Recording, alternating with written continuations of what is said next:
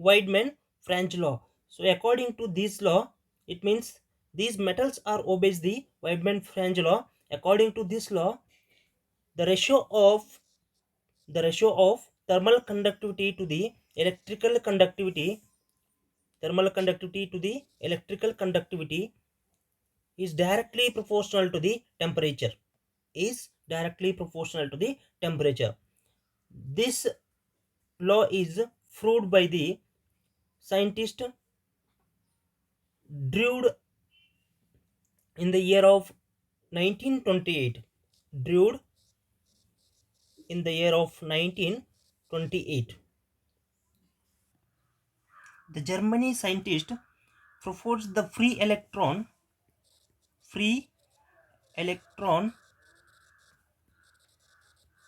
theory, the performed by the Weidmann-Franz law. According to that law, the scientist, there is no proof of the law, only the theoretical of the proof is there. So in the year of 1928, Drude performed the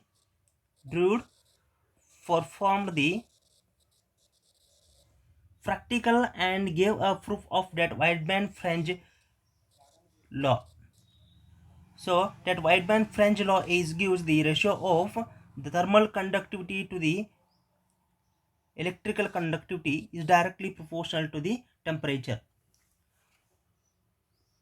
So here, to prove this theory, Drude assumed some assumptions.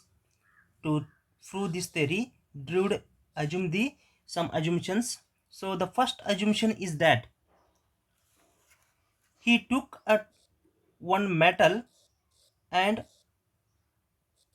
a glass jar containing with the gas. One metal piece and a containing with the gas of the jar, glass of the jar. In the metal, free electrons are to be there. In the metal, free electrons are to be there, and also in the glass jar, the gas containing glass jar is having the molecules. Here, these molecules are also a free molecules. Here, free electrons in a metal. So he studied that the behavior of both the materials. He studied that the behavior of the both the materials, the behavior of the both the materials are the same or not, and he tried to observe that in a gas container, gas molecules are freely move in a different directions with the different velocity as possible.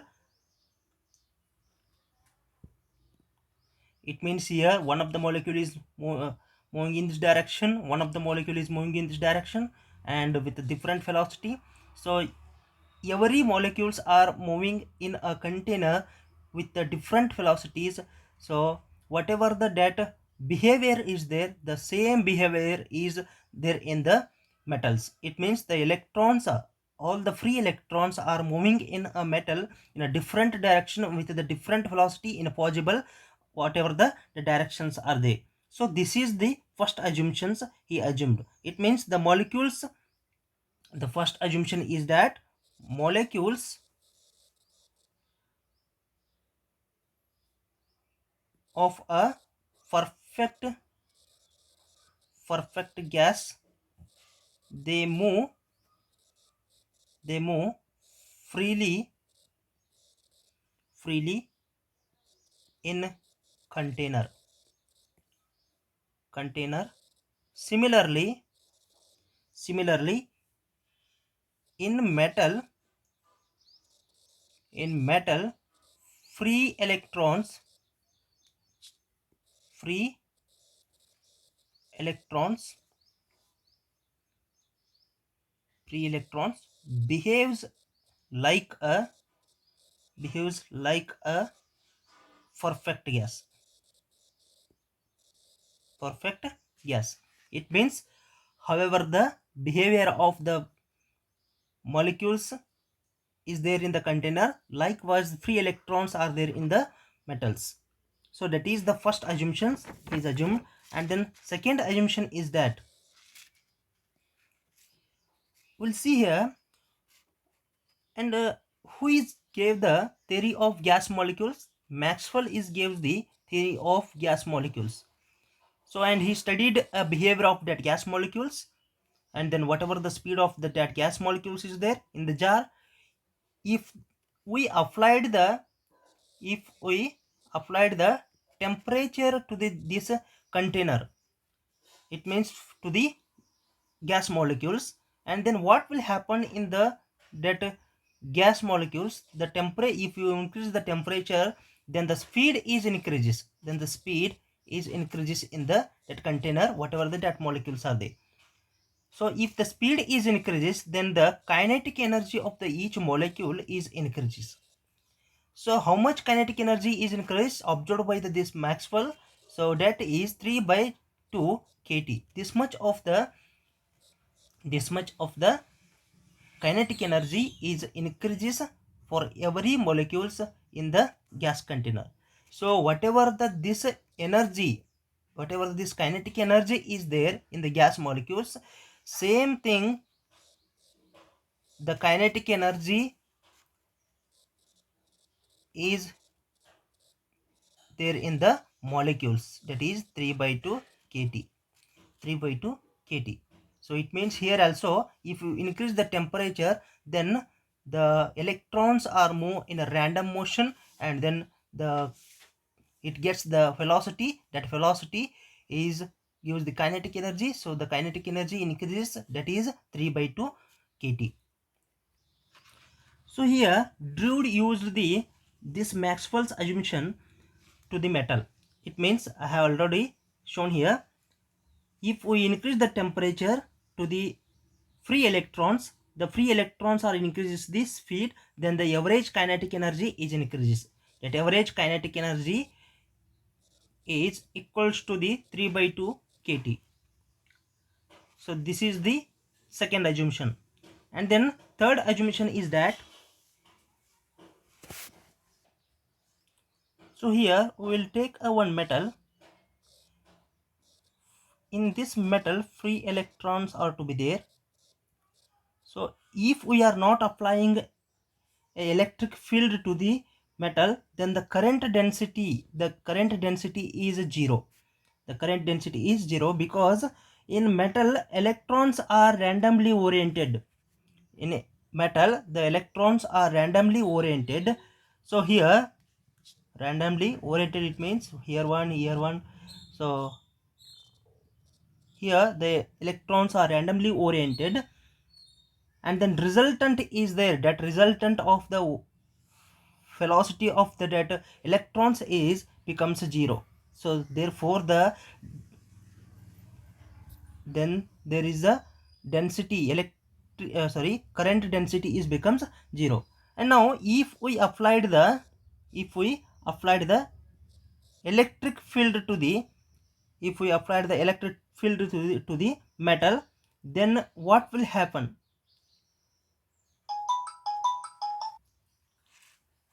After applied the electric field, then the electrons are starts to move from this end to this end.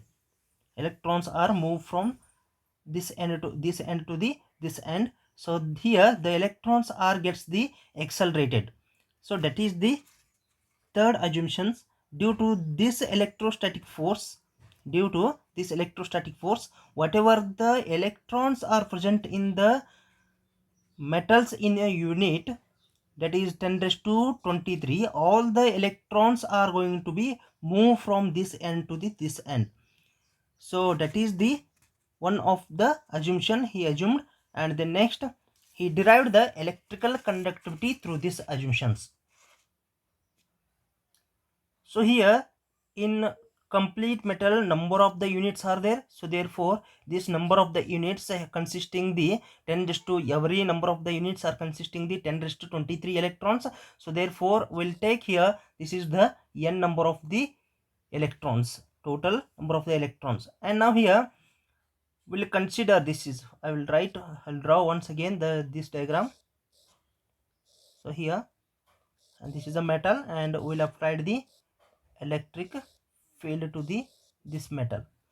So, and then here the free electrons are there. We'll take here free electrons.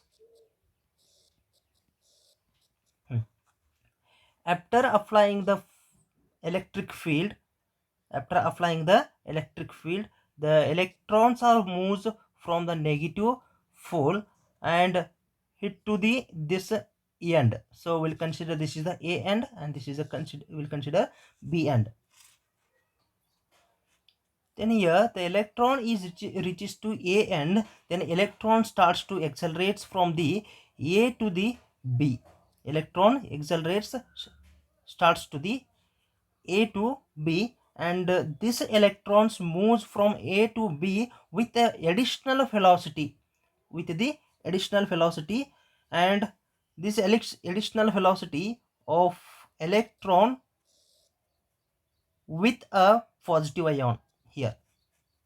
This additional velocity of electron with a positive ion, and then this will apply the force of attraction. This electron and then positive ion will apply the force of attraction. It means if electron collision with the positive ion, how much additional velocity is given by the battery. So that additional electron collision becomes here 0. So and then next, when it becomes 0, then again what will happen? Another one of the electron is accelerated, and then the collision becomes the accelerated again, and then additional velocity gains. That additional gained velocity is collision with the positive ion, and the next again it becomes 0. Again it becomes 0, and with the next of the electron is collision with the positive ion, and again it becomes 0. So completely this process will happen up to the end of the B, and the additional velocity becomes, all the additional velocity becomes 0. So here and here, how much of the free electrons are to be there in the that metals, that much of the additional velocity is becomes 0, and then the current is passes through the conductor. We studied that the collision experiment. From this we come to know that two successive collision, I will take here, this is a one of the collision, and this is a one of the collision. Two successive collision. In this collision between, the electron is moves from here to here, and here the collision takes place, and then the additional velocity becomes 0, and again accelerate of the electron, and then again the additional velocity becomes 0, and again accelerate, and again what will happen? The additional velocity becomes 0. So whatever the collision is there, this collision is called as a successive collision. In this collision between, the electrons are there to move with the average velocity. So here, from here to here, if it is moving, here it takes the velocity, and next it becomes a 0 here, and again it takes the velocity, and here it takes the 0 velocity. And so we have considered from here to here the electron is moving, so with the average velocity, and also, so that average velocity we will take, that is phi here. And then, so it is moving from this point to this point, it means the electron moving a certain distance, so that we have taken a lambda, and the electron is moving from this point to this point a certain time, so we will take that is a tau, time period tau. And here we'll consider from this successive collision to this successive collision, so that is in the time of t, and from this point to this point, that is the time of t. So the total time is becomes here, that is tau equals to t plus t, then tau is equals to 2t. So therefore we'll write the t is equals to the tau divided by 2. When we will apply the electrostatic field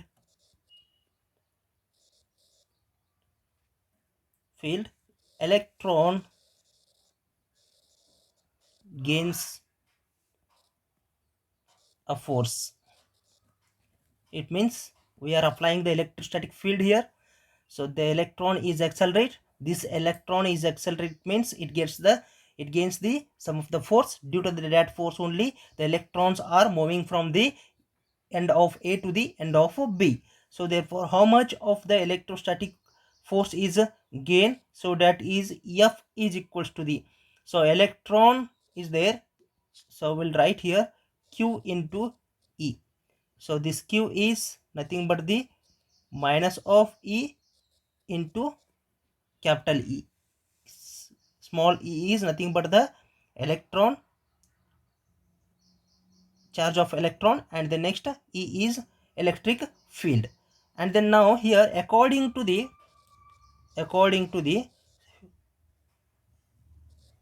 Newton's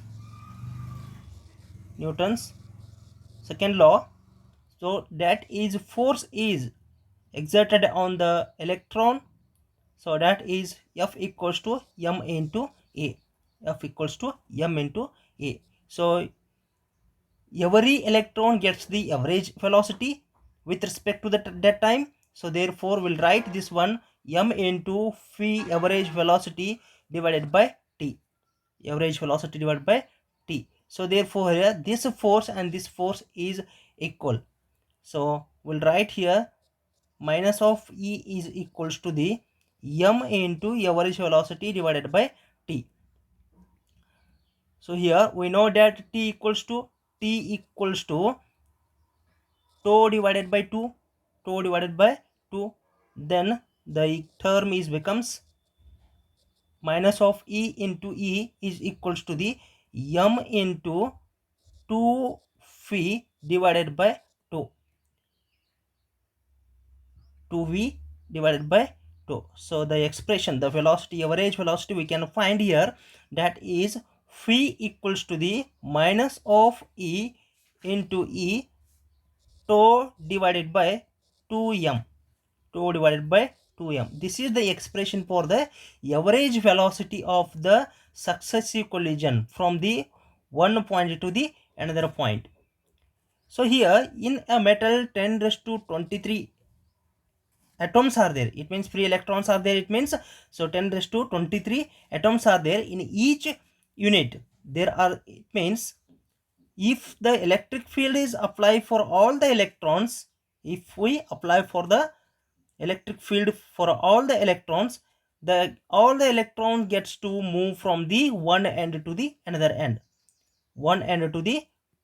here this is the metal. So here one unit, here one unit. So every unit it consisting the 10 raised to 23 electrons. So if we applied the electric field to this one, then all the electrons are there, those electrons, n number of the electrons are going to be moved from one end to the another end, and then whatever the that process is there, that collision is there, that collision is takes place every electron. So and here, and so it follows the current density. That current density is equals to the, it follows the current density. So here the current density is J equals to I divided by A, current divided by area. So we know that current density is nothing but the N minus of Ne phi d. Phi d is average velocity. So therefore the current density is equals to the,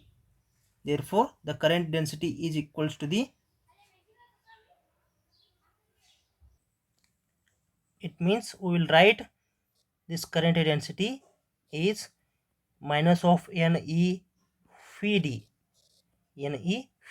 So therefore we know that the average velocity So whatever the drift velocity is there, so that is nothing but the drift. It means electrons are moving from one point to the another point here.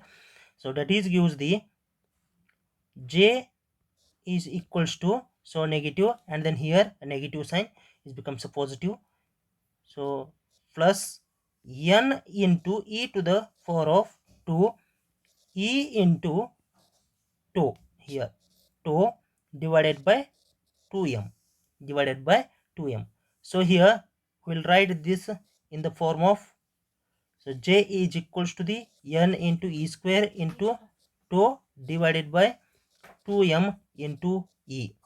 So therefore this term is there, this term is a proportionality constant. So we'll write in the form of J is directly proportional to the E. We know that this is the Ohm's law. According to this Ohm's law, so J is directly proportional to the E. So therefore this expression in the form of this Ohm's law, so whatever the this n into e square into tau divided by 2m is there, so that is nothing but the proportionality constant. Will write the proportionality constant, that is sigma. So that is nothing but the electrical conductivity, that is nothing but the electrical conductivity. So here J is equals to the sigma into E we will write. So and then this is the expression of the electrical conductivity, that is sigma is equals to the n into e square tau divided by 2m, tau divided by 2m. So therefore we know that the time average time, that is we'll write velocity, average velocity is equals to lambda divided by tau, and then the tau is equals to the lambda divided by velocity. Therefore we'll write sigma is equals to the n into e square lambda divided by 2m into phi, 2m into phi. We can write this also in the form of temperature. So that is sigma is equals to the, sigma is equals to the n into e square lambda into phi divided by 2m phi square. So 1 by 2 m phi, 1 by 2 m phi square is nothing but the 3 by 2 kt, 3 by 2 kts. So here we will put the m phi square is equals to the 3 kt, because 1 by 2 and 3 by 2 k is there, kt is there. So 1 by 2 1 by 2 get cancelled. Here m v square equals to 3 kt. So therefore the electrical conductivity in the form of temperature we will write n e square lambda v divided by, lambda v divided by 6 kt, 6 kt. So this is also another one of the form of electrical conductivity. So this is the explanation of properties of the metals, and as well as the expression we have derived the electrical conductivity. Thank you.